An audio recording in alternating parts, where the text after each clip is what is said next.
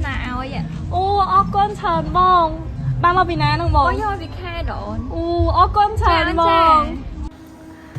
អ្នកជឿខាងខ្មែរយើងល្អម្យ៉ាងណាស់តានៅពេលដែលមានរបស់ហូបច្រើនណាយើងតែតែចែកគ្នាហូបខ្នើមួយនេះណាខ្ញុំដឹងថាខ្ញុំត្រូវធ្វើម្ហូបអីហីតើយើងមកធ្វើញោមខ្នើខ្ចីទាំងអស់គ្នា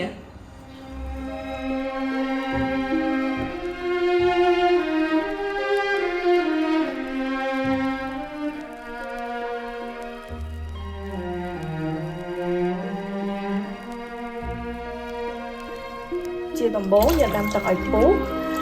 រួចយើងស្ងោរសាច់ឈូកហើយនិងស្បែកឈូកចូលរយៈពេល20នាទីបន្ទាប់មកយើងយកឆ្នាំងមួយទៀតដាក់ដងទឹកឲ្យពុះដូចគ្នា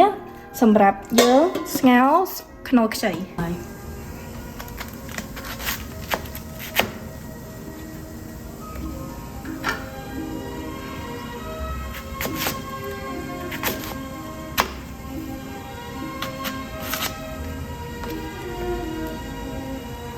កុំហាន់នេះទេកុំហាន់ទូទៅពេក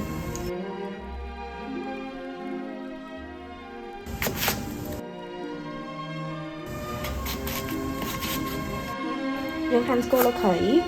ឲ្យស្ដើងមកឈូសវាឲ្យឡើងជាអញ្ចឹងមកយើងទុកវាម្ដង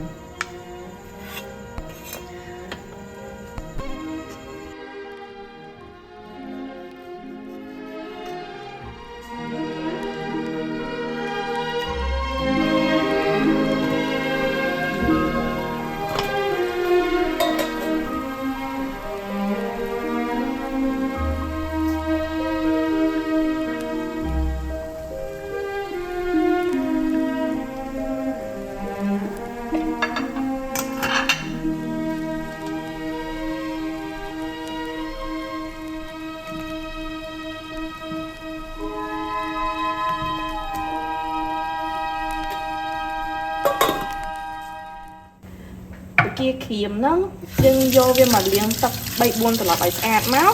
ហើយយើងដាក់វាត្រាំចោលរយៈពេល15នាទីឥឡូវយើងលាយទឹកសម្រាប់ញោមសិនយើងដាក់ទឹកត្រីចំនួន3 លាបព្រា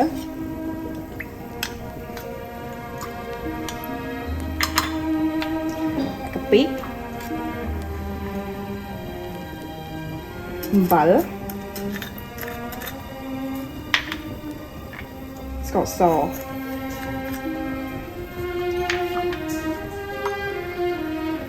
និងក្រូចឆ្មា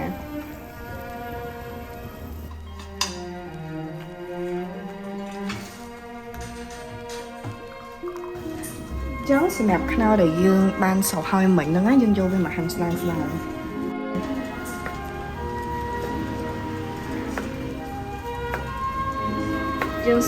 យើងស្ងោរសាច់ជ្រូកបានហើយអីចឹងយើងស្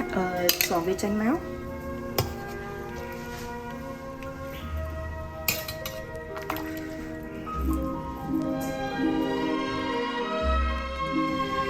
យើងត្រាំវាទឹកកកនៅក្នុងទឹកកកបានសន្ទុះសិនទៅដោយសារតែវាក្តៅទឹកកកមកសម្រាប់សាច់ជ្រូកយើងយកវាប៉ុណ្ណេះស្ដើងមកហើយសម្រាប់ស្បែកជ្រូកយើងយកវាហាន់ទុកស្ដើងដូចគ្នាអូគៀក្រៀមដែលយើងបានត្រាំមិញហ្នឹងយើងយកវាមកបុកមក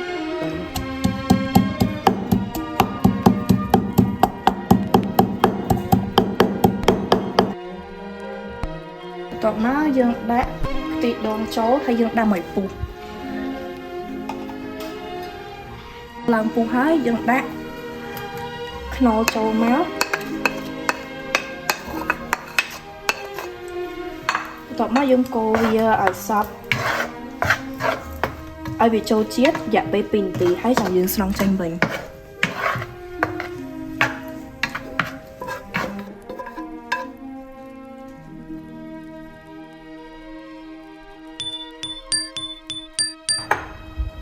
បន្ទាប់មកយើងច្បល់គ្រឿងទាំងអស់របស់យើងចូលគ្នាមកប៉ុណ្ណឹងជាការស្រេច